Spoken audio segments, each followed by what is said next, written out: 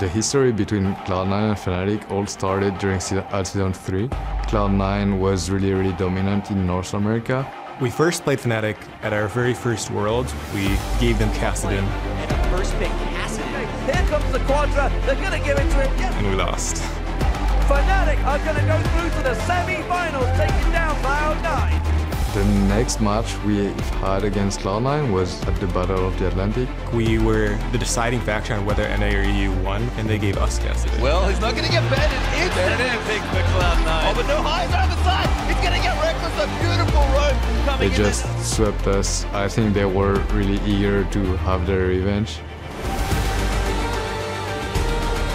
Cloud9 versus Fnatic. It's a long-standing rivalry here for the last 2 years. Now these guys are fighting for control over Group B. Bucks are coming through. A double kill for Balls. A triple kill for Balls. Holy cow! They're all gone. A kill for Balls. Today is going to be a crucial day for us. Every loss is going to be basically the deciding factor of whether they're going to move on or not. Not only we have to beat Cloud9, but we have to beat everyone.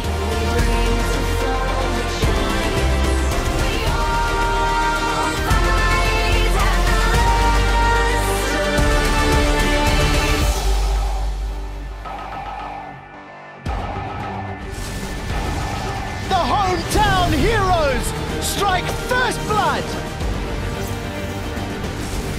AHQ takes down Fnatic. Holy cow, they're all gone. A pentakill for Balls.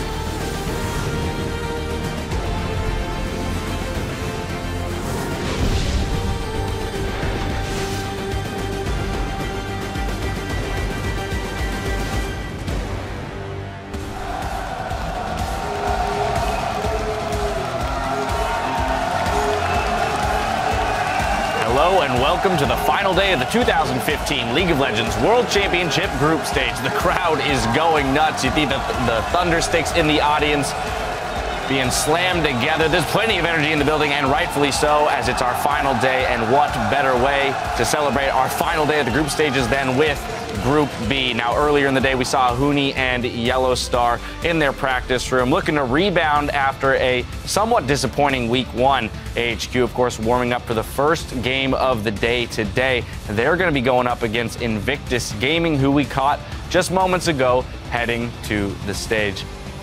Rookie, of course, not wanting to be seen by the camera, saving it all for the stage. Hello, everyone. I'm James Patterson, anchoring the analyst desk as Group B takes to the rift with Tabe, Aiden Zyrene Moon, and Alberto Crumbs Rengifo. They're here to cover all of today's big plays, missed plays, and replays. Gentlemen, welcome to the final day of Group Stage. Thank you for having us. I'm glad I'm going to be It wasn't my choice. America and Season 2. All right, well, yesterday, Group D played out their last 6 games, and when the dust settled, KT, Rolster, and Origin stood above the rest and will advance to the quarterfinals in London. Origin secured a spot in the knockout stage right away with a win over TSM, but struggled against the rest of the group as the day went on. Yeah, this was kind of a really long game here, and we saw this game just really struggle to be closed out, and then Origin, this showed some of their flaws going into the rest of the day, and they lost a little bit of gas there at the end. They had such a good showing in week one. They went 3-0, and then they weren't able to pull it out at the end, and they ended up getting that second seed. A little unfortunate there, but we did see Origin play a fantastic game, and they exceeded their own expectations. I think that they really just showed what we had thought of Origin, that they came in with a very good strategy for a best of one against teams that had never seen them before. But once the teams really figured out what Origin was trying to do, on the day 2, it was a lot harder for them to take those commanding victories. Of course, the team that made a surge yesterday was KT. They found their footing and finished the day strong, taking apart Origin to clinch the #1 seed. And they went 3-0 in that second week. And all Korean teams have now made it out of groups, and they are combined 15-3. Like, these guys came to play some damn League of Legends. They are showing up. Week 1, there were some doubts whether or not the Western teams were a little bit equal or closing that gap, but week 2, it just shows that the Korean team still got it. I think the Korean teams are always good. Even since their season 2 to season 5 now, they are always being really good. And there is also something we know that the Korean players are now all over the world too. That means they are really doing their best.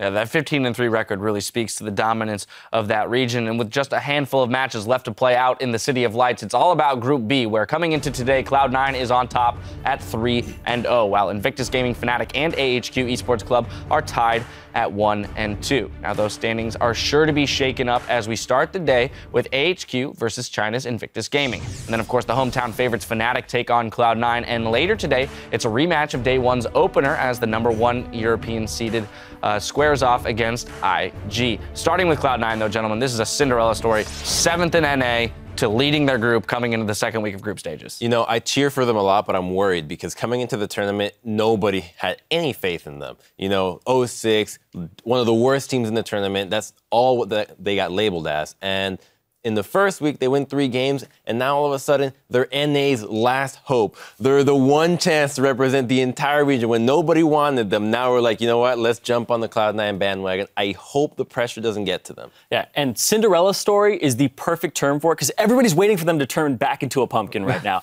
Everybody is like, is Cloud9 going to be able to win 1 game this week and make it out of quarters and then represent North America? Now, they have guaranteed themselves at least a tiebreaker to make it out of groups, given their 3-0 start, and if they win even 1 game, they will secure themselves a quarterfinal spot. So hopefully that helps curb some of the pressure that you're talking about, Crumbs, knowing that they only have to do so much in order to succeed this week.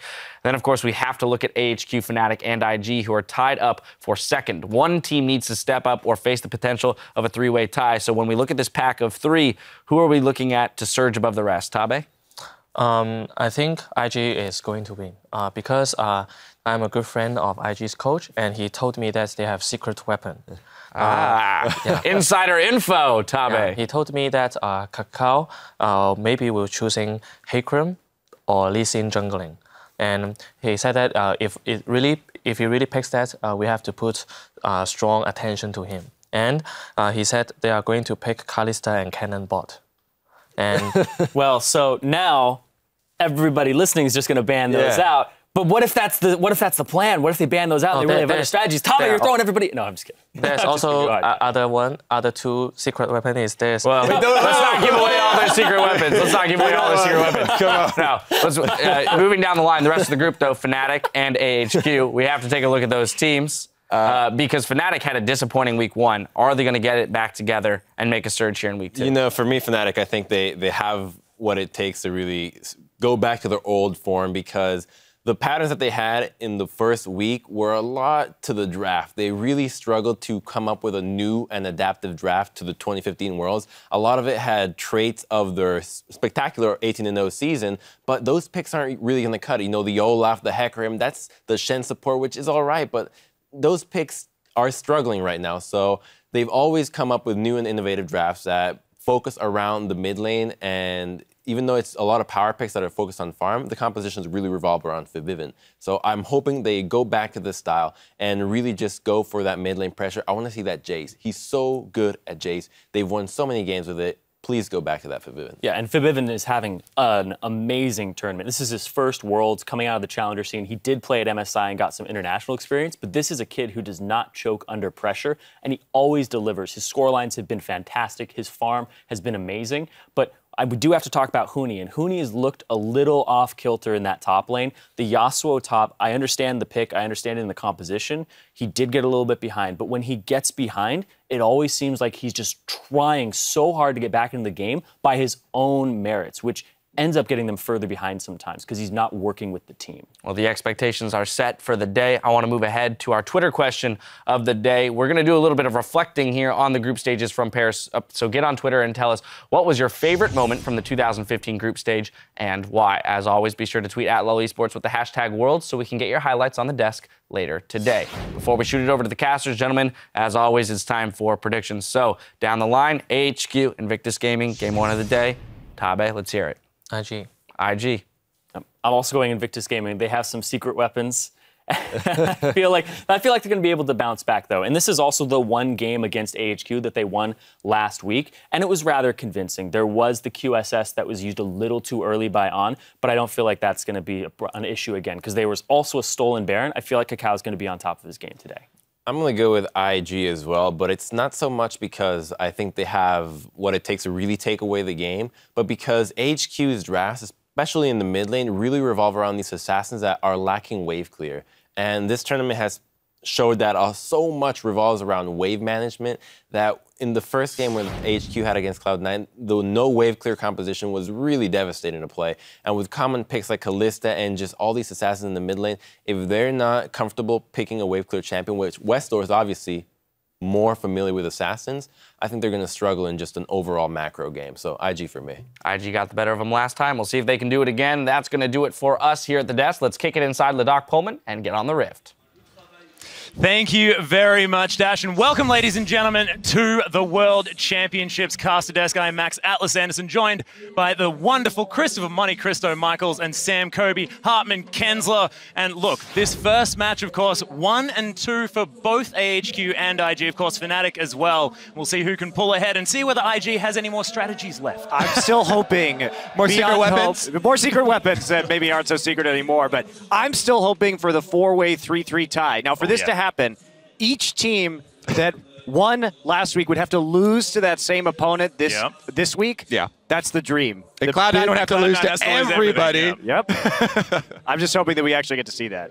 Yeah, it will be pretty exciting. That'd also be a very long day, Monte Cristo, which will be absolutely fantastic. You saw Westdoor on your screen right there, and we'll see whether he gets his fizz this time around. Of course, this game, we do have AHQ on the blue side, which means they may be a little bit more flexible as far as their picks are concerned. And Westdoor, I mean, he seems to just pick fizz whenever he can. Yeah, I have to say, one of the biggest strengths for Invictus Gaming in this matchup is the mid lane here. Rookie just smashed Westdoor last time around. As you said, though, this time around, IG are on the red side, so they won't be able to throw as many targeted bans. I think they might hold on to at least the Twisted Fate ban, because that is a champion that would be devastating for Westdoor to grab. But the mid lane is also heavily influenced by the junglers, and both of these junglers have been hit or miss. Kakao and Mountain have both had horrendous games already so far with the Rengar as well as Kakao's Skarner game, so definitely a lot of variance coming from the jungle that could easily sway that mid lane as well. And whichever of those guys does show up can definitely influence them. Yeah, we also have to talk about the duo lane, especially IG's, because On has been kind of the main gold siphon on AHQ. But IG, they played Kalista and Kennen in this last matchup. Now, they played Zatai on the Shen, and it was all about, okay, let's try and get our bottom lane ahead, protect them. But even then, they couldn't actually secure a Baron with Kalista. They got that steal. It was really, really unfortunate. IG had very poor vision control around that objective. But for me, IG, the story here is they're basically Chinese TSM. What do I mean by Chinese TSM? I mean everything relates to TSM for you, huh? Black and white logo? Yeah, got black and white logo. Yep. They're probably not going to make it out of groups. No, not that. But in terms of percent damage, Rookie is dealing 41% of his damage. Kid is 16th of his team's damage. Kid is 16th for 80 carries in terms of percent damage. That is absolutely awful. Kakao is 16th amongst junglers for percentage of team's damage. Rookie is carrying the crap out of IG right now, and they have to find some more balance because being TSM didn't work for TSM, and being Chinese TSM is not going to work for IG. They need to share the load here, put Zatai on some of these split pushers that we know he can play. Well, exactly. But let's take a look at the starting lineups, ladies and gentlemen. Starting on the blue side of the stage with AHQ. The top lane is going to be Ziv. Mountain in the jungle. We'll see whether he brings out the Rengar again. Westdoor there in the mid lane, of course. The Fizz God himself. We'll see whether he gets that champion. And Arn and Albus there in AD carry and support. And the coach backstairs there as well. And turning over to the other side of the Rift, Invictus Gaming on the red side. Zatai up in the top lane. He did win them the last matchup. Kakao in the jungle. Mid-rookie. AD carry Kid. And supporting him will be Kitties, of course. I have to say, that Shen taunt that Zatai did get off on, we can credit him and say that was sort of one of the game-winning plays, but as you said, that was a big mistake by On. Pretty much the rest of the tournament, though, On has been really big for AHQ, and he's been a big carry force, so we don't expect that type of error to happen this time around. Oh yeah, I mean, Zatai, even in his lane, pretty much dominated the Maokai, got a solo kill in that game against... And that's saying something, because Ziv is a really big force for AHQ. Yeah, and one thing that I want to bring up here, though, is it seemed like we'd gone into some weird hyperbolic time chamber last game. We saw the big tanky top laners in the Maokai and the Shen. It's interesting. As we get into Champ Select, we'll see whether we do have any carry top laners. I want to see Zatai, play, maybe even more Riven. Just don't do it into Shen support and then get counterpicked. But here we are, Azir first ban, and Gangplank's going to be the answer. Yeah, AHQ after last week, after all of their games, and they did a couple of interviews, and I think it was On who was talking about that they have a much better handle, or they think they do, on the current meta after the first week of groups, and they have a much clearer idea of what to go for in picks and bans. Here, obviously, targeting that mid lane here. Severely. Banning out Rookie and a couple champions here. And first picking that at least for the jungle. So Kakao doesn't have to play Skarner. Yeah, massive first pick rate as well for that at least, so it makes a little bit of sense there. Still keeping the Kench on the bench is Invictus Gaming, but the standard GP and Mordekaiser red side bans still come through. Zatai with the hover of the Ringer. Absolutely, and there's the Fizz too, but I think it's so smart for AHQ just to target out the mid lane on blue side. Again, Rookie has been the carry force here, so why give him anything that he could really work with? But, the Lulu and the Jinx will be the first Lulu takes. is one of the best in the world as well. He's absolutely fantastic on that champion. Yeah, we'll see if the Morgana comes through as well, and they do a full-on protect Kid the Jugga Jinx composition here.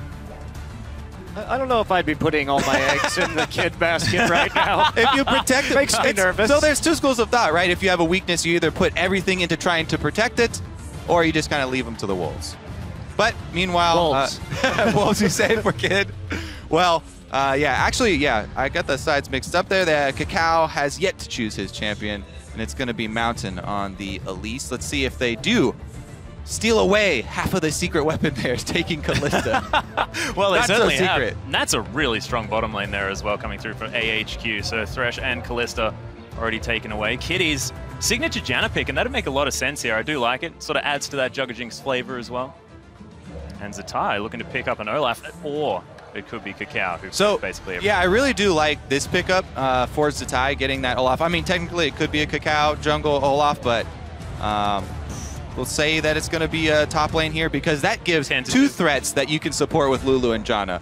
Lulu and Janna both work well, also enabling Olaf. So if your Jinx does fail and Monte Cristo does not believe in Kid and he performs as he expects, then you still have an Olaf on the front. It's not all about, Monty doing it, but it's okay. It's okay. AHQ now about to round out their picks here, and we'll see what Arn and Albus are going to lock away for Westor and Mountain.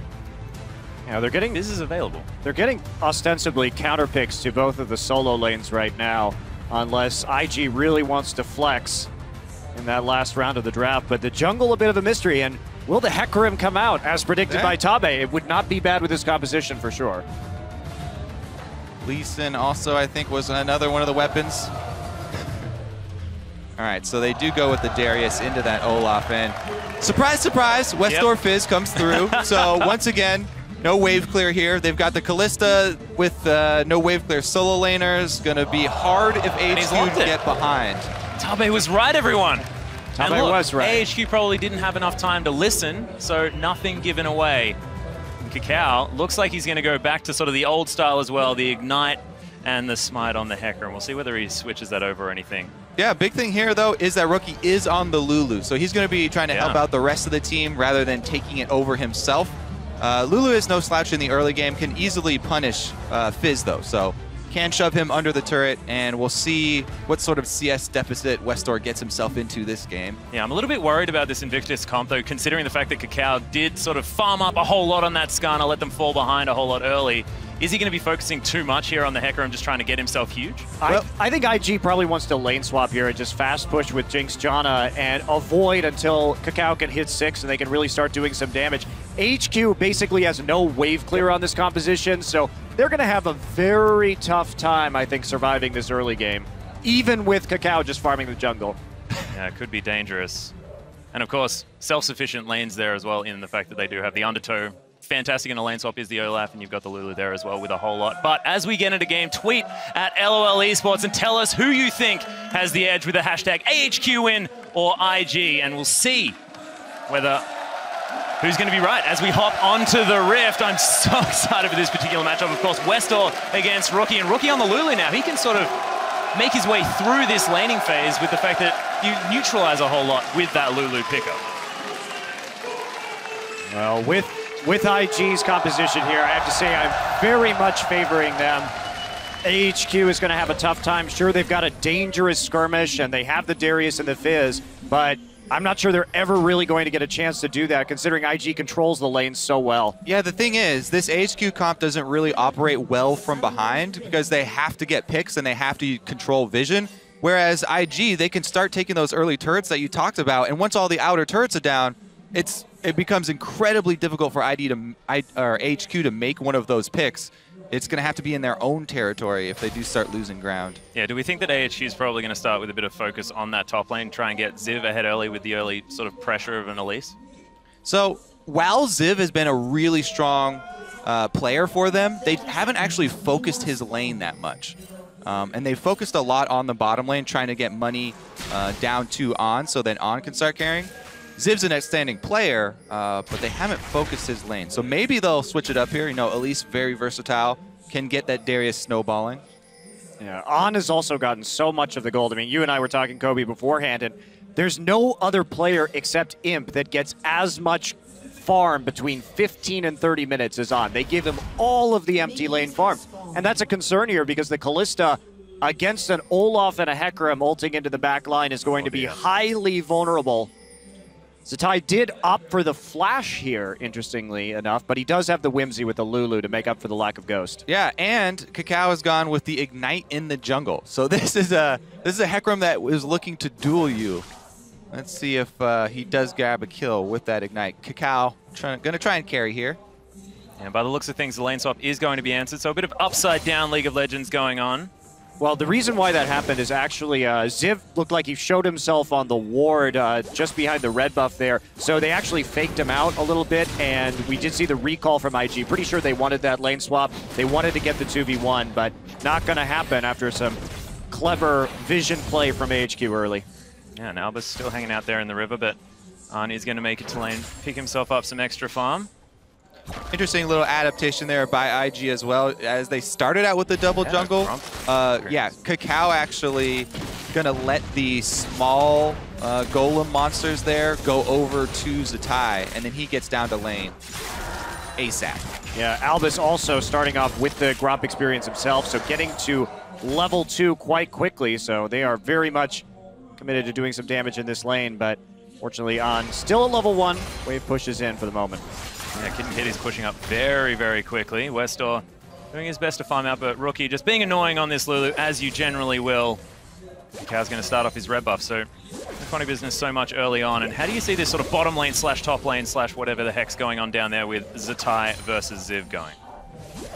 I see it heavily influenced by the junglers here. I mean, mid lane's going to be constantly shoved in, so I don't see Mountain trying to make something happen on the mid lane. Westor is taking a bit of a beating. And the bottom lane is pretty much open season down there. 2 melee champions brawling constantly. Definitely does attract junglers, but it looks like he's going up top here. Going to try and make a play on Kitty and Kid. And Kakao going back and picking up the early Skirmisher Saber, which in the late game against what AHQ is running right here, they're going to have a hard time actually dealing damage to Hecarim. I mean, this is very scary the later it goes.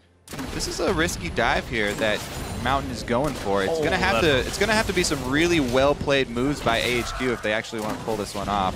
All summoners are available, but there is no exhaust on Kitties actually. He's gone for the Ignite with Janna looking for the kill. So that might make it easier. Could be dangerous. They better land the skill shots if they want to come out ahead. They're gonna go for it. We'll see if they actually show right here. At least some of that top side. No, just hovering around that tri-brush and immediately backing out. Yeah, so Ty actually getting a full stack of that passage from Ziv there in the bottom lane as all of that was going on in the top side.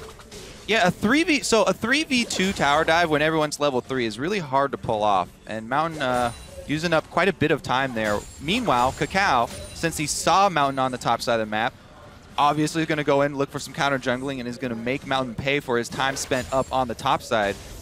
And Kakao pulls ahead here in the jungle experience a little bit. Also gets some deep wards down before he leaves. Yeah, that's actually quite helpful for Invictus Gaming, just to have that additional bit of farm, and we'll see how well Mountain can respond to it. He's going to do a little bit of counter jungling of his own, but Kakao should be there soon enough.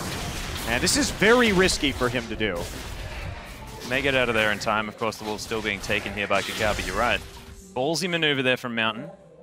So both take the big one and go. Top laners also use their teleports to get right back to lane, trying to buy small increases in power. Well, he only took the big one, so that's a lot of money left there. Kakao can clear it out fairly quickly. Again, returning to the top lane, though. This, I think, he's kind of waiting around for a counter gank, but he's on a ward. It is going to wear off here, but Kakao running forward. Mountain looks like he didn't even see him there as he runs straight into the cocoon. Kitties throws out the Zephyr Mountain. Oh, that was a fantastic Howling Gale. So that's going to be first blood. Volatile jungle matchup there. Mountain spends so much time up top. Returns and sits on a ward here. Easy move for Kakao. Not to mention, he just had Machete, so the Smite upgrade doing work for Kakao, basically ensuring that he's going to win that duel. Not very much damage coming out of Mountain quite yet, and that's a very easy first blood. And there's almost nothing that he can gain by sitting in that brush. You know, On and Albus could keep track of when Kitties and Kid move over there and place their trinket wards, so maybe a lack of communication there. Really the only benefit Mountain could have gone was be if there was a counter gank, and even then, it would only be to stop the counter gank, so... I mean, stop the gank, so yeah. Interesting. Well, Westor, he's going to head back to base, grabs himself the Fiendish Codex and a Doran's Ring. He's going to head back. Bit of a CS deficit there, but will catch a wave as it heads towards the turret, and Rookie is going to do the same. We'll see what he decides to pick up.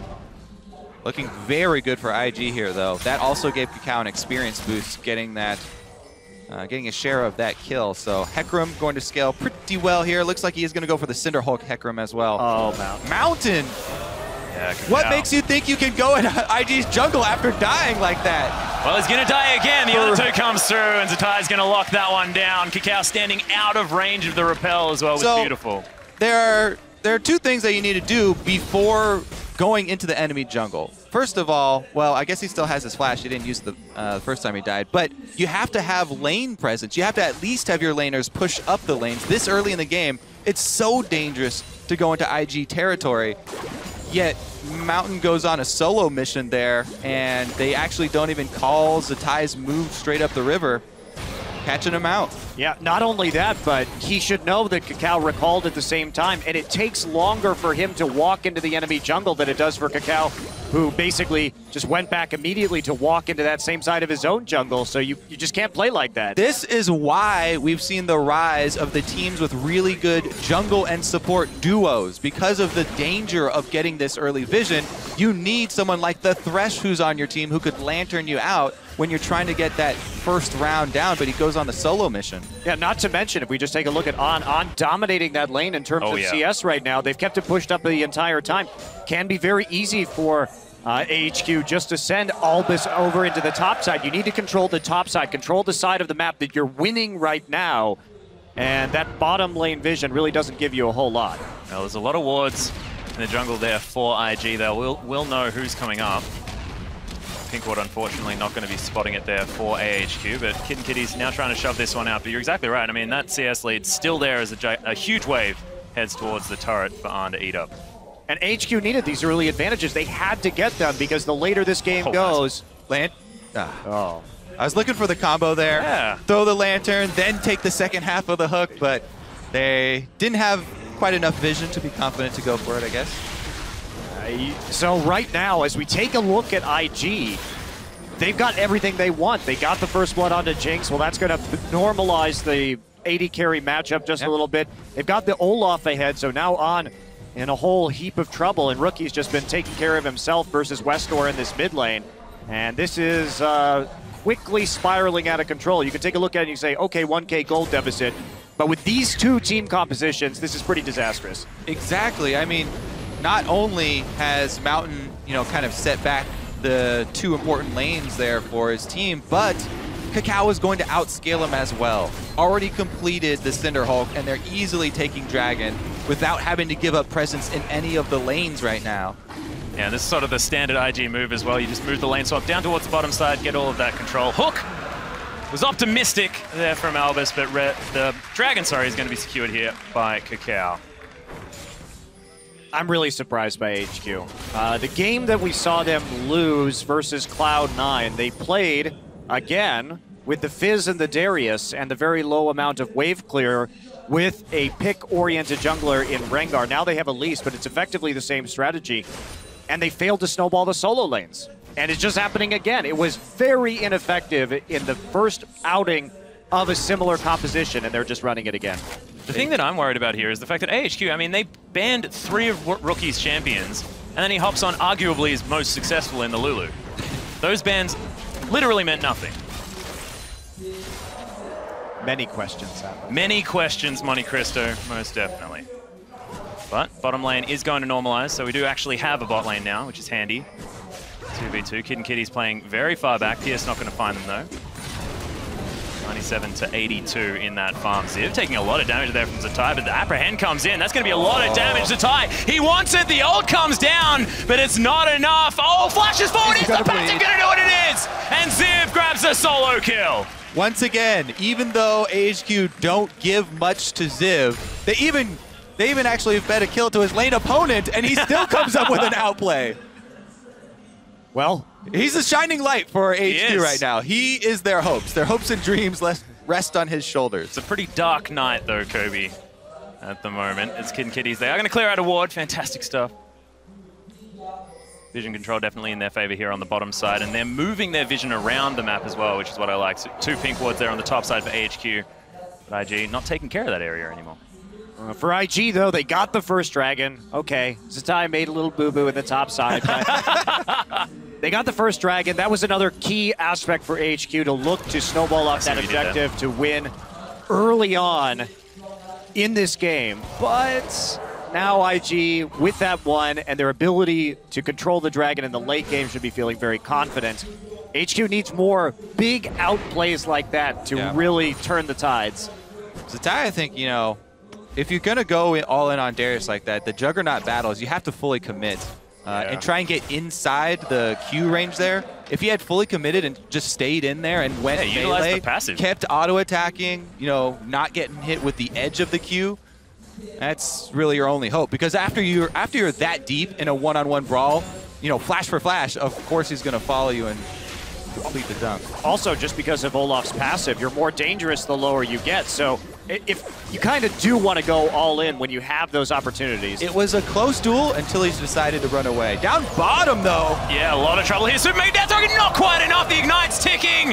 One more tick. He flashes just for fun, just to show that he is going to survive. Pierces his way away, and man, that was close. Yeah, Kakao's looking to use his Hecarim ultimate as well. He was just heading down the lane. Right now, though, since they forced him out, this is probably going to be that first turret. We'll see that chain of turrets now. IG going to try and burn this one down, then rotate the Jinx plus Janna combo. And there's just no wave clear in the mid lane, so they've got a lot of choices about where they want to go right now. Can they control this Darius? Mountain on the top side, but he's been seen with a pink ward in the tri-brush, it appears, so that's just going to be Zatai immediately backing off, not even going to risk the dive. Just going to wait for the bottom lane to move up towards that top side, you'd assume, grab that outer turret. Classic Jinx maneuver. I mean, she kills turrets pretty quick, may as well utilize it.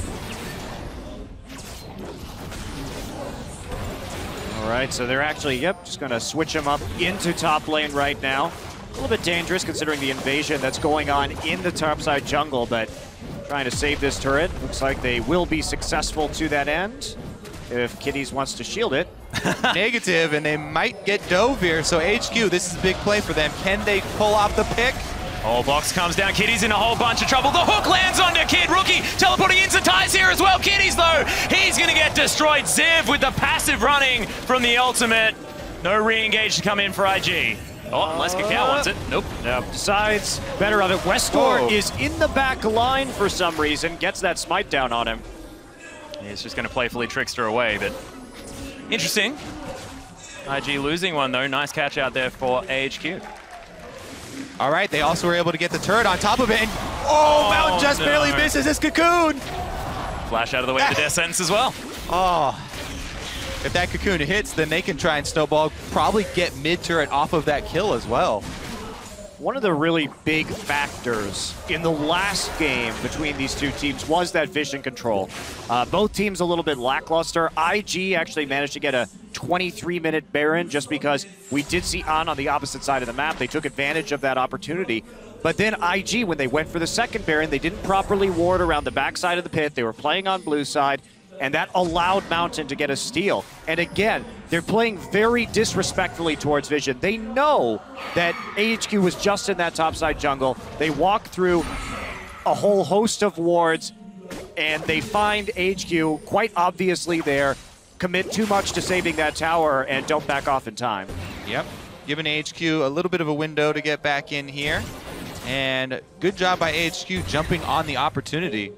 Pretty big swing there to get that turret gold, as well as some map pressure on the top side. Now they've got a bunch of wards to continue to allow Ziv to try and push. The kill did go over to him again, so Ziv definitely a lot of pressure on his shoulders to carry right now. He has hit level 11 for Darius for the extra level in his ultimate as well. Can still pull out those pentadunks in the team fight. Also 2 TPs up for AHQ.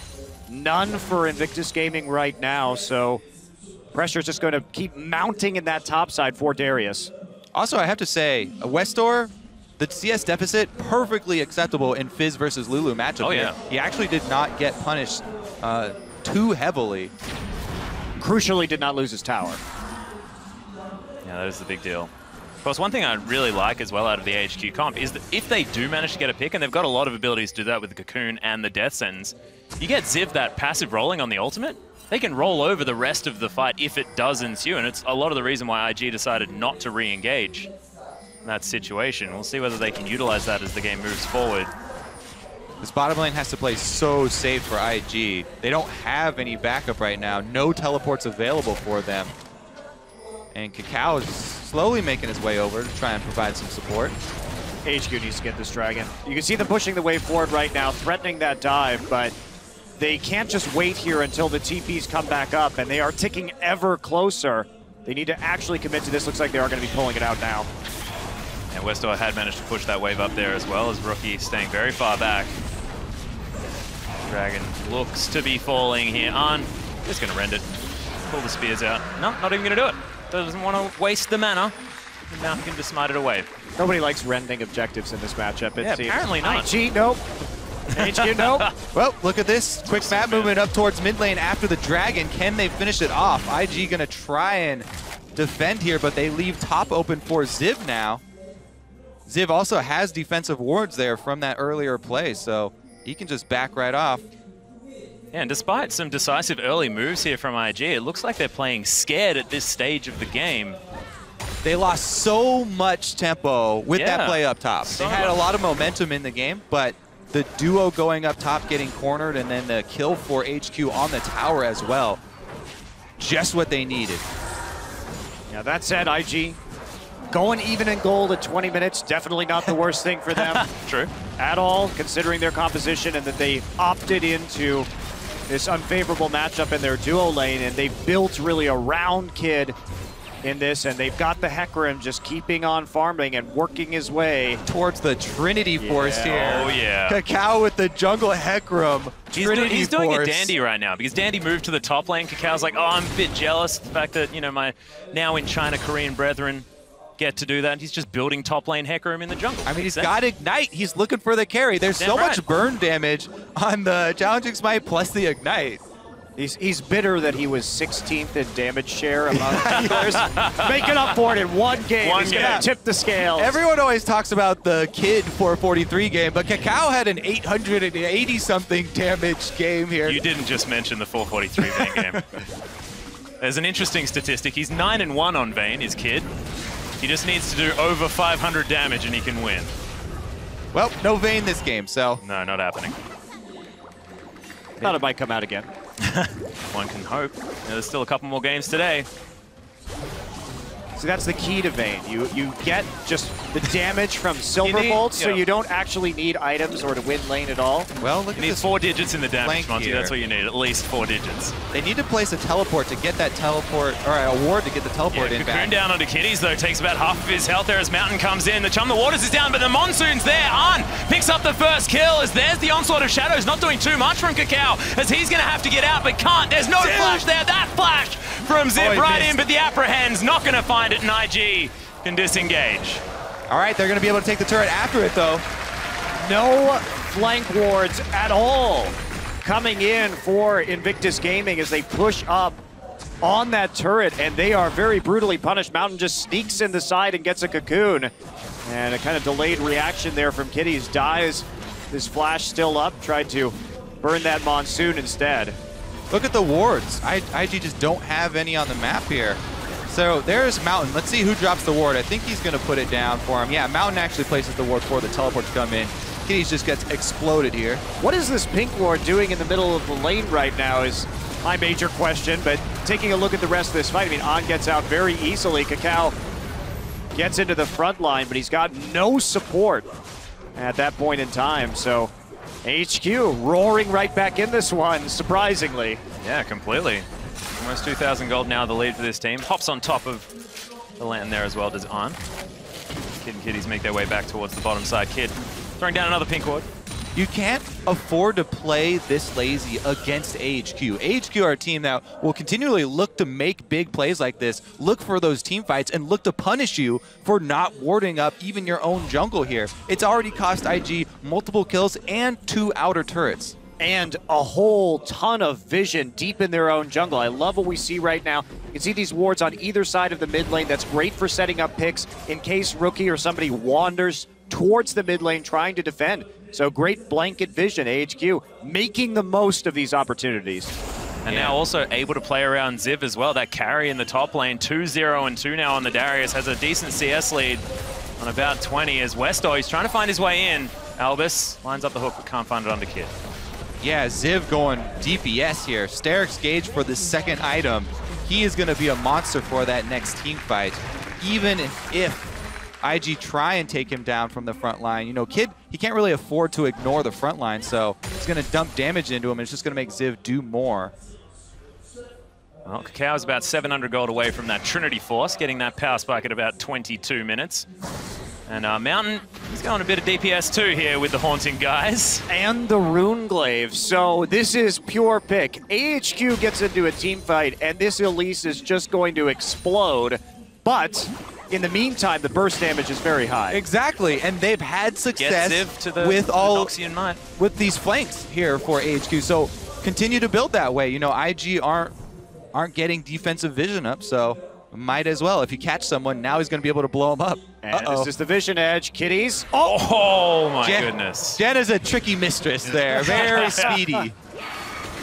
Nice try. Nice try, but that's what they've got to do. A couple pink wards on the Baron right now. They're trying to bait that as we speak. A little bit tough with the Fizz still showing in the bottom side, but does have the TP in case they want to make a play onto that objective. And IG just holed up in their own base right now, trying to reclaim a bit of their own jungle. Yep, surprise, surprise as well. Westor there towards the bottom side. Recalling now, but was split pushing away. Rookie going to pick up that wave as it heads towards the turret, but it's a very interesting Baron call, but there's no vision available for IG.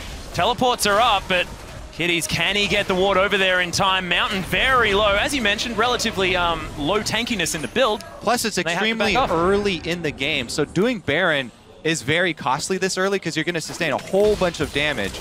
They did have complete vision coverage with the True Sight and seeing Rookie down bottom, but going to be chased off there. I mean, why not try it, though? At that point in time, you have the Kalista for the secure. I think you at least make an effort on that. Ziv was about to come in and finish off the tanking. And you don't really lose anything. Because they have the waves pushed up in the mid and the top side, they didn't lose any vision control. It's just Mountain going back and healing back up again. We've seen Kalista Renz fail in this matchup, but it was on the other foot. It was on the other foot. He's never going to live that down. So Dragon, that should be secured a little bit easier. Let's see here. Kakao wants to contest, though. Oh, Westor is going to use playful tricks to get out of the way of the horse. Spear's still in it, but they are going to run out. IG pick up the aggro. Both top laners do have teleport. Yeah, Olaf actually running towards this one now as well. Dragon's going to reset. IG looking to hold up position. AHQ here as well. Darius making his way in. It is going to be a 5v5. We'll see whether IG have leveled up enough in order to make this one work. Their comp should be pretty good at this. Yeah, and the Trinity Force is completed. Yeah, big finish on the item there for Kakao. As far as the top laners, though, Ziv has a full Giant Spell over Zatai right now. AHQ just switching it up, and they're going to siege the tier 2. They don't have a great composition for this, so they've got to take any angles they can. A lot of melee champions. I mean, they did a great job zoning them with that Dragon presence, and they get the turret. Yeah, Rookie looking to try and get something done. The Q doesn't land there from Ziv, who takes the land, but Kakao, he's got a decent flank, decides to head straight into the middle of the team. Lots of damage, but Repel's going to save him. Westor takes down Kakao. Mountain's very low. Albus as well. There are so many low members on this AHQ lineup. Westor burning to death. The Zap not going to find him. Kid rockets forward, gets excited. Kiddies with the Monsoon, gets on out of there. Baron's going to finish him off. Ziv is massive in this fight as Mountain somehow still alive. Not entirely sure how that one worked. Cocoon lands. Rookie gets taken out, an AHQ 4 for 3. What a disjointed team fight right there. And AHQ, Ziv, we talked him up. He comes out on top. Constant healing from spamming the Q as well. How did Mountain survive? And take some red buff as well. Okay. So we'll wait for the replay, but it was kind of a disjointed engage there. Kakao took a lot of damage before the DPS was able to come in. I just don't know what Kitty was doing for most of these fights. But anyway, Kakao coming in this here. This is Kakao and Zatai versus the team, basically. Rookie has to flash in there. Kid has to flash in there just to get in range of the fight. That's 2 flashes on the backline carries here from IG just to get in range of the fight. Now you just see the retreat right there. Westor just barely making it out until Kid gets a reset on the other side. Oh, what a cocoon on the Kid right there. Well, he walked into a blind brush. He couldn't actually see anyone in there when he wrapped around. And then Rookie gets tied up by the cocoon. And there's a lot of execute damage on the Rune Glaive at least. He did use Wild Growth onto Kakao at the beginning of that fight, I believe. No, it was up. Oh, interesting. He was never in range, and he tried to get in range of Zatai as well, but he wasn't quite there. It was just a little bit unfortunate, and then cocooned and killed. We are getting a slight replay of that particular situation right there, and IG, even on Dragons now, have started up the second one for themselves. Looks like they're going to give the Dragon for the secondary turret. They have Ziv split pushing right now, and he's going to be able to take that one down. Yep, Cow eats himself some fish, but he will be fine. Ziv just going to trade this one. All right. So, yes, they did use Wild Growth on Kakao. Did they really? Yeah, they did on Kakao at the beginning of that fight. It came in with the Hecarim engage. That was what the flash was for from Rookie to get in range. Yeah. A little bit of confirmation there. And we have HQ again, setting up in the exact same brush for this pick, but IG still not falling for it. They do have their... Oh, Kid gets caught. Yeah, caught out. There's the cocoon and the death sentence. That's going to secure it as Kakao makes his way in. The ultimate goes down, but another Repel. Mountain just gets himself out of there. Super Mega Death Rocket not going to find it, and there's the Fate's Call. Some extra damage onto the Baron there for AHQ, but they lose no one for the pick. Yeah, yet another pick here. AHQ constantly controlling the vision on IG's red quadrant of the jungle. You don't want to be doing the Baron at the same time, however, that you make that pick. So they took a lot of unnecessary damage onto Ziv by trying to tank that objective while simultaneously having the support and the jungler on the outside of the pit. But once again, they're able to just back off after they get the pick. No harm, no foul for AHQ, and they get another bit of money for the pockets. Yeah, 6,000 gold is the lead here as well now for AHQ. They are streaming ahead. 3-0-5. Baron pink boards have been ridiculously efficient. Yeah. There has been really no attempt from IG to get into that side of the river at all and try and overtake some control. So they having a really tough time right now. They get some green wards in, but those pink wards have been invaluable for AHQ. That's a dead man's plate as well. On top of Ziv, he's going to be huge heading into these next fights. But you can see he AHQ, already is. Well, that is a very good point. I like how he's trying out all the new items as well. Strokes Gauge, Deadman's Plate. These are the most effective ones for Darius, especially if you are ahead and looking to continue the snowball.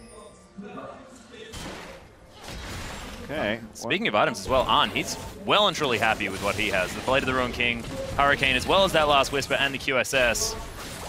Mountain lands another Cocoon. Much more impressive on the Elise than the Rengar. Well, except for the first 5 minutes of the game, where you know, he tried his he tried his best to. That was to throw us all off, right? Exactly. False sense of security. Worked. AHQ, he has to give them a mountain to climb every game. You see, that's just living up to his name right there. Liked it a lot. Well, IG able to at least clear some wards out in their jungle. Can't quite get to that Baron pit just yet.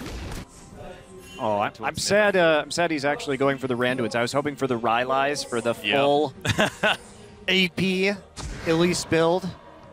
Go big or go home. But I think realistically, much better for him to have a Randuins in this particular matchup. Yeah, probably a good point. Since dying twice in the early game as well, 3, 0, and 5. Yeah, he's definitely picked it up. Oh, yeah. Halverson Mountain now continue to clear out some vision. So IG managed to get one ward in the pit. It's gone. And HQ actually switching up here, trying to rely on the power in Ziv and his split push to create the pressure. Here comes the teleport, though. They've been able to draw out that important cooldown. Now they can just back off Baron and take the turret. They don't have to restart this Baron. They should actually just back away from it. They can get a lot of free damage on that top turret, but the engage from IG. Yeah, there's the Flash Zephyr, but Lanton's just going to get him out of there. Flash Zephyr engage. He was already in range. There is nothing you can do with a Flash Zephyr engage against a Kalista Thresh lane. Well, they got the turret here for AHQ. Yeah, you can lose a turret is apparently what you can do. Well, it was sort of an IG panic right there. You're like, oh no, we used our teleport cooldown. We have to force in this engage or else we're going to lose that top turret for nothing there. Yeah. Well, more vision going to be cleared as they just start off the Baron one more time. There have been a lot of Baron starts this game. See whether AHQ can actually secure it this time around. No vision is going to be put down. Kakao still waiting here. I think he understands that they could possibly be down. Teleport coming in, though. That is going to be Rookie making his way over the top. Westor's going to find him straight away. Just immediately eaten by the fish. Baron secured as well, and AHQ streaming ahead in this game. It's 9,000 gold now, the lead, and a Baron buff circling around this side. And this is the HQ we were expecting, sort of the dark horse heading into the competition. That was brutal. Yeah, they don't care about wave clear. They're just going to make picks to come back into the game. It's a risky strategy, but they were able to perform. Well, they did control the Baron vision for a very, very long time quite well, so they were able to make that comeback and actually secure the objective, take the inhibitor. But, I mean, IG has been all over the place, too. He saw Fizz standing on his ward. I don't know what he thought was going to happen when he TP'd in there, but Darius and Fizz, right there when you TP in, the odds of surviving that are almost zero. That's a cancel. Yeah. Yeah. Well, we'd hope it was a cancel, Kobe. We'd hope. Wasn't this time around. Rookie, though, probably learned the lesson pretty quickly. Yeah, let's see if we can watch Ziv in action some more here. Yeah, the reason I say like these are the best items for Darius when he's ahead is because you stack up so much speed with the Dead Man's Plate. You can get there for the engage, and once you're in range, your Black Cleaver speed takes over. Yes, you use up your Dead Man's proc, and then you have the constant bleeding to renew speed for him, and you have the backup damage from Sterix, so he's a complete monster. Meanwhile, Westor finds a solo kill. Yep, Kakao is going to fall down. Westor grabs himself the dragon there at the same time as AHQ secure that on the other side of the map, and this is all going wrong for IG. Well, I mean, there's just no MR yet onto Kakao, and it's proving to be quite problematic as long as Westor is able to keep split pushing, and with that TP, of course, he'll have every opportunity to do that, and now we're just going to see him push forward onto the bottom side. He's taking a lot of damage there as well as Mountain gets caught by the Chompers. Super Mega Death Rocket comes in. That was optimistic. Satai now going to undertow a huge siege minion, but AHQ just going to keep sieging the 1-4. Westor is there on the top side. Ziv just wandering his way through. This tower is going to fall. I like the idea of a Super Mega Optimism rocket. Yeah, well, that's what it was. All these rune glaives with all these Of course, Lynchbane in the top side. They're going to make short work of these objectives in a split push. And here we go. Yep, Kitty's going to get apprehended and destroyed. Arn picks up the kill. Rookie going to get eaten by the fishes. Westor uses the Zonias right on top of the Nexus. Even takes a land to safety there as AHQ. They're on the fountain. The Nexus is exposed to Ty all the way in the back of his fountain, but still not safe. As somehow Mountain was tanking that for far too long, but the Nexus falls. AHQ even out the matchup here, and IG look all over the place. They do indeed, but my dream of each team that won last week, beating their opponent again for the 4-way 3-3 tie is still alive, so I'm pumped. Well, we'll see if it can continue as the day goes out. And I just would prefer if you didn't talk to IG beforehand because looked like they were having a good time in the early game, but just didn't work out as the game went on. Yeah, somebody check in on Spawn for us, please, because who did he predict? IG fans are definitely not happy right now. He wasn't on the desk this time, but I have a feeling he may have twittered something out. I don't know. They had a decent amount of control there with a good early start, picking off the jungler 2 times. But AHQ comes up big with the picks. Yeah, massive. And of course, Mountain playing fantastically after the first 10 minutes there on the Elise, getting all the picks that they needed. And Ziv just got way too big. Huge congratulations to this team. And Westel there with a solo kill onto Kakao at the end, sort of icing on the cake. Fizz just pretty good. Well, the 3 mid lane bans, I mean, we can talk about how Rookie's a great Lulu player, but at this tournament, he has been so much of his team's damage that taking away some of his big carries actually proved very efficient because no one else in that game really stepped up to fill that void. Yeah, and Kid just still having a pretty horrible experience here at Worlds. I mean, the first week wasn't exactly Kid's week. Had a decent game against AHQ last time around, but other than that, nothing really going their way. And this bottom lane for IG, bit of a liability. I'm curious as to what went on with the shot calling there in the early game for them as well, because it might not be Kid and Kitty's fault. Maybe they were told to move up to that top side. Well, it is generally what they do in the LPL as well, so that's sort of what they're used to. It seemed like they were just in their stride saying, okay, well, we know what to do next, but these lane swaps have not been working out for these LPL teams because they're done so differently. They haven't actually picked up on it or adapted appropriately. And one thing coming into this, after watching that first game between these two teams, was vision. Who was actually going to step up to the plate and get the wards down? And that was unequivocally AHQ in this game. They did a great job controlling the wards around the Baron and the upper side of the river, and that helped them quite a bit in winning this game. Yeah, those 3 pink Baron wards definitely lasted a long time. But, ladies and gentlemen, let's send it back to the desk to break down that game. Thank you, gentlemen. A solid win there for AHQ. They actually even up the head-to-head against IG, pull ahead in the actual standings. The head-to-head might come into play later in the day when it comes to tiebreakers, but I want to hop into the pick ban because we saw one of those secret strats come out. We saw the Hecarim come out for IG, however, to no avail this time. So I want to get your thoughts, Tabe, on this pick and ban and why specifically they went for Hecarim in this scenario. I really want to say something about the pick bans because I think IG really did really good at the pick ban phase because I think Lulu really counters Fizz. I think everyone knows that Westor is really good at Fizz and Assassins, and picking Lulu to counter-pick all the Assassins is really good. And the second thing is they banned Kench.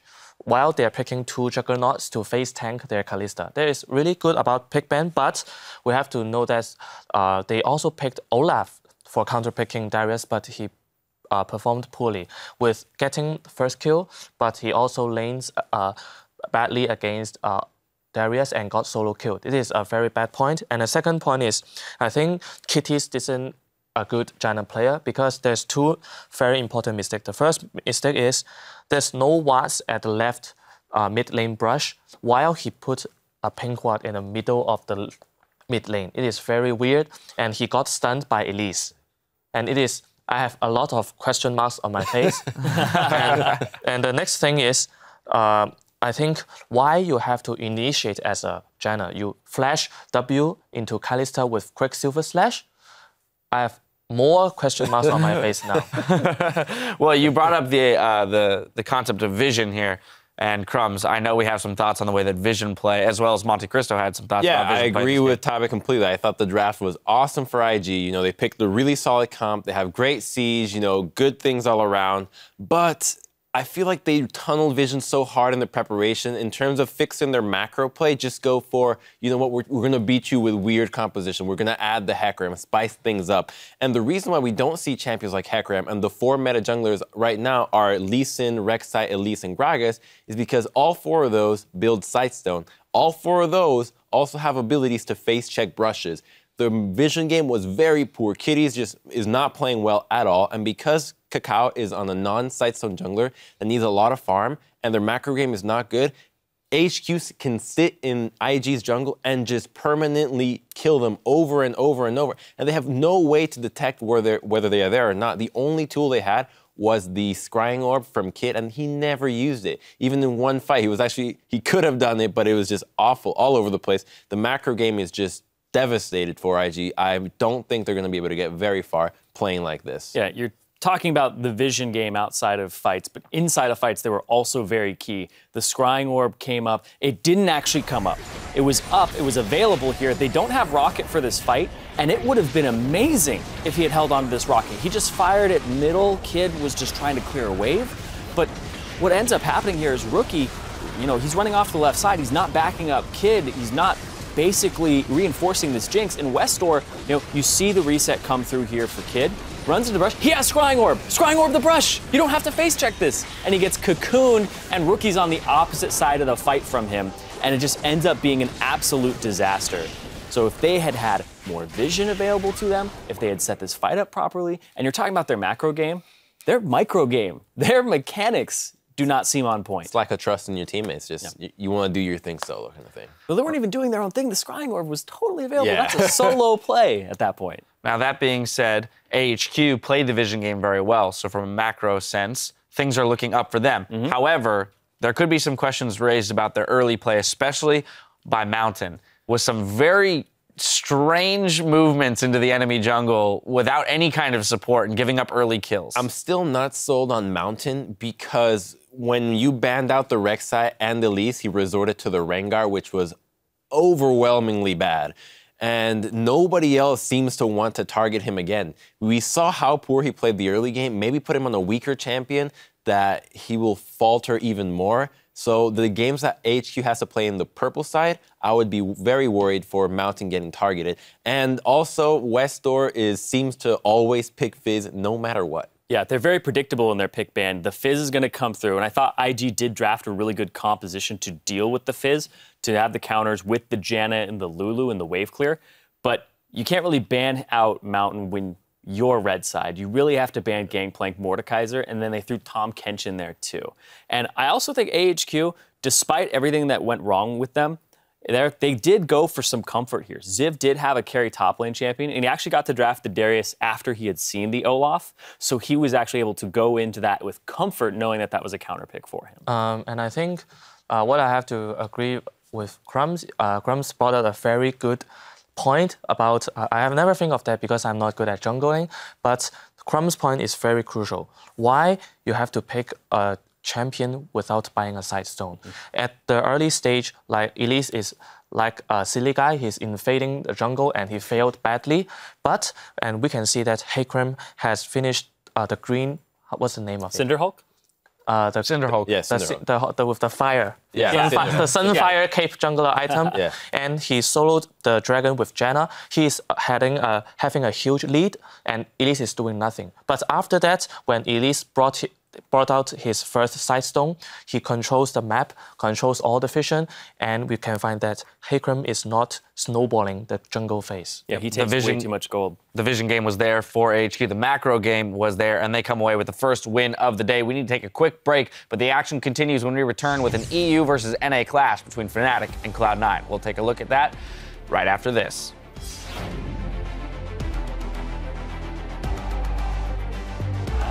AHQ and IG. We'll see who can pull ahead and see whether IG has any more strategies left. It's going to be a lot of damage to tie. He wants it. The ult comes down, but it's not enough. Oh, flashes forward. Is the passive going to know what it is? As Mountain comes in, the Chum the Waters is down, but the Monsoon's there. Arn picks up the first kill as there's the onslaught of shadows. Not doing too much from Kakao. Westdoor burning to death. The Zap not going to find him. Kid rockets forward, gets excited. Kiddies with the Monsoon gets Arn out of there. It's AHQ. They're on the fountain. The Nexus is exposed. The tie all the way in the back of his fountain, but still not safe.